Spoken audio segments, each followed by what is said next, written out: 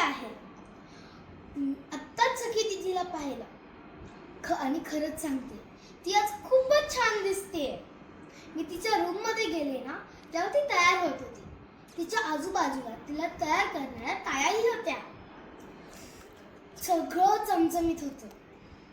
मी तर लगेच म्हणाले, सखी दी, तू किती गोड दिसतेस, माझ्यापेक्षा पण जास्त गोड. ती हसली आणि मला थँक्यू म्हणाली. ती नेहमी किती स्वीट असते ना.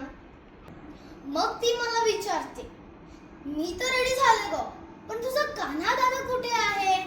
मला खूपच एक्साइटमेंट आली होती. मी पटकन म्हणाली की ते सगळे आलेत, कान्हा दादा आणि त्याचे सगळे फ्रेंड्स आणि सगळेच. आणि हो, कान्हा जीजू तर खूपच हँडसम दिसतात. ती डोळे उघडून म्हणाली.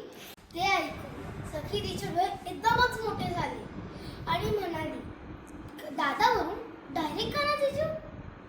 मी तर हसून म्हणाले की हो ना, आता तर तुमचं लग्न होतंय, मग कान्हा दादा माझा जीजूच होणार ना.